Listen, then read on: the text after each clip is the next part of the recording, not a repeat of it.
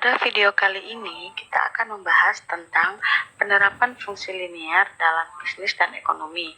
Jadi ada 3 fungsi yang akan kita bahas, yaitu fungsi biaya, fungsi penerimaan, dan fungsi keuntungan. Nah, fungsi pertama yang akan kita bahas adalah fungsi biaya. Jadi, fungsi biaya itu biasanya kita sebut dengan biaya total, atau bahasa Inggrisnya adalah total cost, sehingga kita simpulkan TC. Jadi, total biaya total itu TC. Nah, biaya total itu adalah keseluruhan biaya yang dikeluarkan oleh perusahaan dalam menjalankan operasi bisnisnya. Nah, biaya total itu sendiri dibagi atas 2, yaitu biaya tetap dan biaya variabel. Jadi biaya tetap itu bahasa Inggrisnya adalah fixed cost, sehingga kita simbolkan dengan FC, dan biaya variabel yaitu variable cost yang kita simbolkan dengan VC. Nah, biaya tetap tidak tergantung pada produksi atau output Q, karena berapapun besar variabel Q atau perubahan pada Q tidak akan mempengaruhi biaya tetap. Sedangkan biaya variabel itu tergantung pada produksi atau output, sehingga variable cost itu atau FC atau VC ya, itu kita bisa simpulkan VC sama dengan fungsi dari Q. Kenapa? Karena biaya variabel itu tergantung dari besarnya produksi atau output. Jadi biaya total atau total cost itu sama dengan FC tambah VC atau fixed cost tambah variable cost, dimana FC itu kita sebut dengan konstanta. Kenapa? Karena tidak dipengaruhi oleh produksi atau output. Nah, contohnya TC sama dengan 150 tambah 500 Q, berarti yang variable cost-nya itu adalah 500 Q, karena besarnya variable cost tergantung dari produksi output yang Q, dan fixed cost itu sebesar 150 karena fixed cost itu adalah konstanta. Nah, kalau fixed cost itu misalnya biaya telepon, biaya listrik, biaya air. Sedangkan kalau biaya variabel itu biaya bahan baku, biaya gaji pegawai, biaya berdasarkan produksi. Jadi misalnya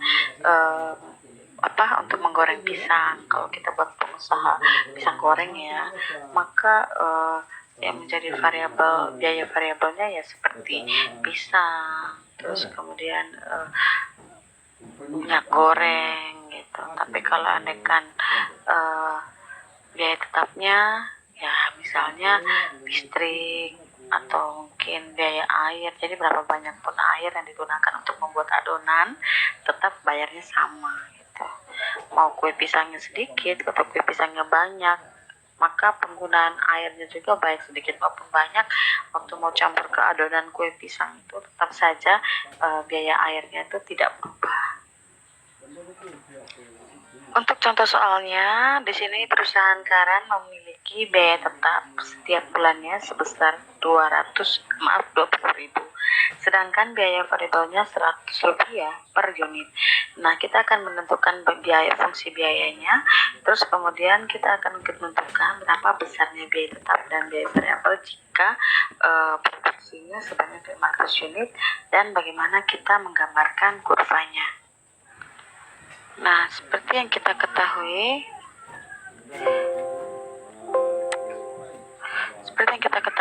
fixed cost-nya biaya tetapnya 20.000. Fixed cost 20.000 dan variable cost-nya adalah Rp100 per unit. Jadi persamaannya 100 Q. Nah, TC sama dengan fixed cost ditambah variable cost, maka dapatnya 20.000 tambah 100 Q. Jadi ini adalah persamaan dari TC. TC sama dengan 20.000 tambah 100 Q. Nah, berikutnya apa yang terjadi jika 500 unit produksi, maka TC-nya berapa?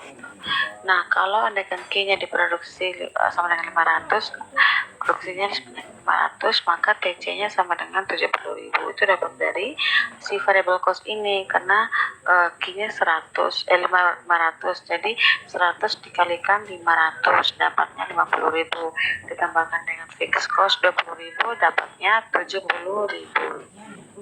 Nah, untuk gambarnya, gambar yang pertama itu adalah kita akan mencoba menggambarkan fixed cost. Jadi fixed cost ini gambar kurvanya adalah mendatar. Kenapa? Karena berapapun Q-nya, mau 500, 1000, 100, 1 juta dan lain sebagainya dan seterusnya, maka tetap fixed cost-nya adalah sebesar 20.000. Sehingga gambar grafiknya secara garis mendatar. Kemudian untuk variable cost, di sini variable cost itu tergantung dari berapa besar yang diproduksi ya. Jadi jika Q-nya 0, maka variable cost-nya adalah 0. Dapatnya dari 100 kali 0 ya, hasilnya 0. Maka titik potongnya untuk variable cost itu 0,0. Nah, berarti di sini nih 0,0. Nah, kita akan mencoba untuk mencari kira-kira titik yang lain itu yang berapa.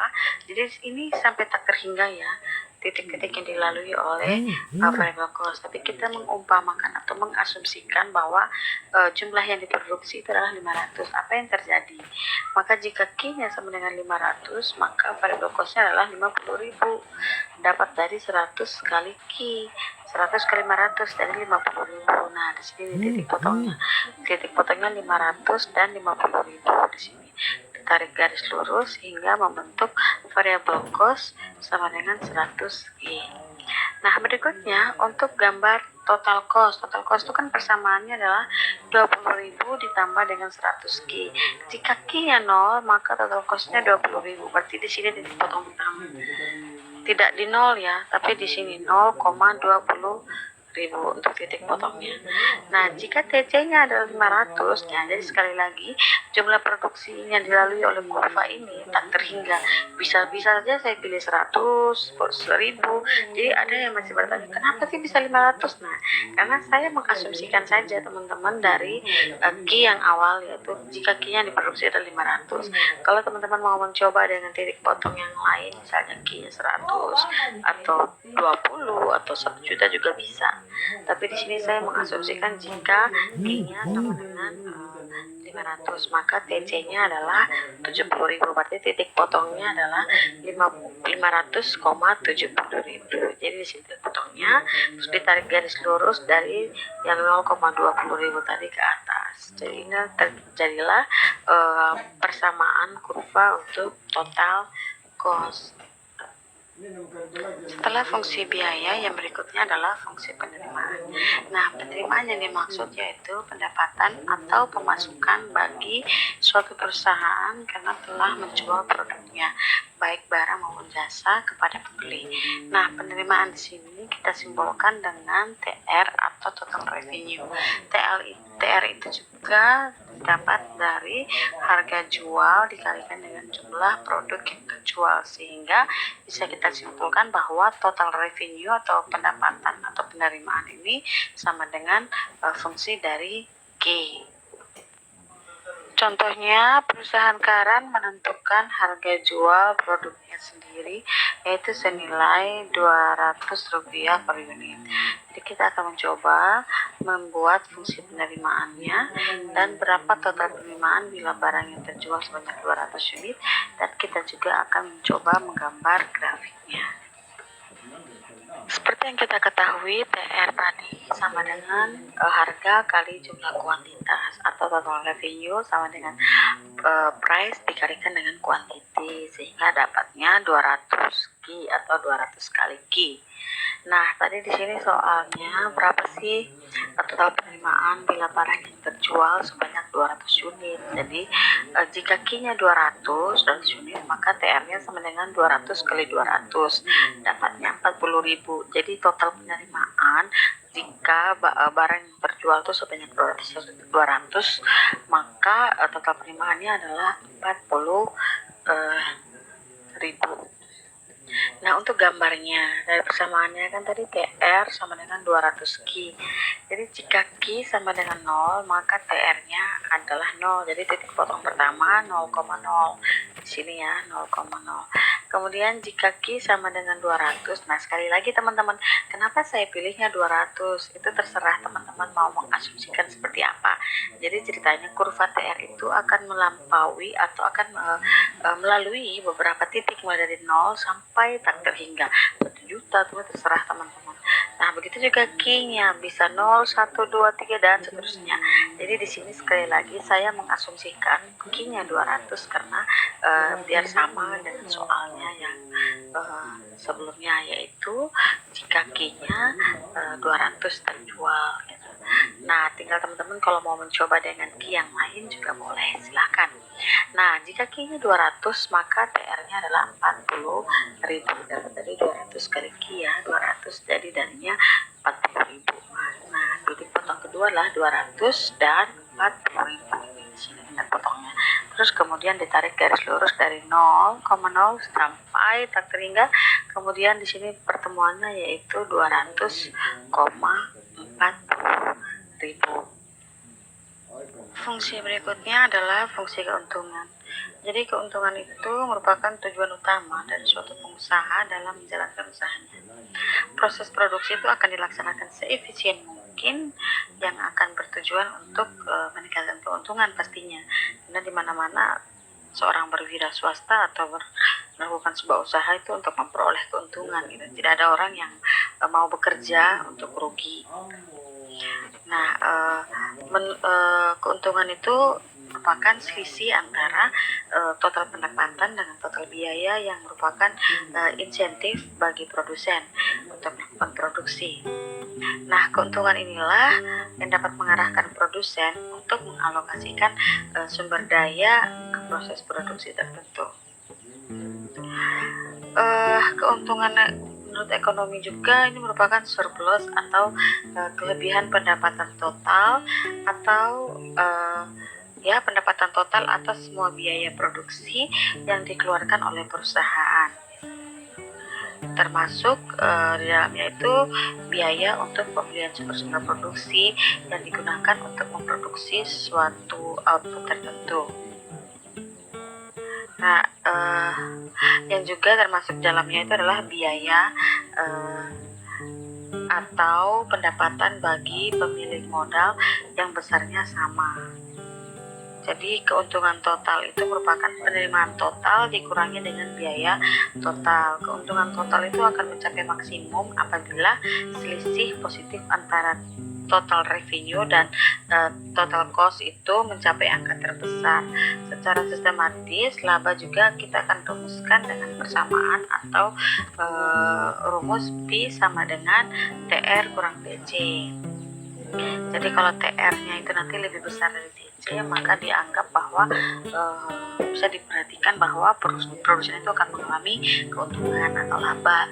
Nah, kalau pendapatan yang diterima itu sama dengan besarnya biaya yang dikeluarkan, maka produsen akan mencapai titik imbas atau dimana tidak mengalami keuntungan dan juga tidak mengalami kerugian, atau dalam bahasa ekonominya bisa disebut dengan BEP atau break even point.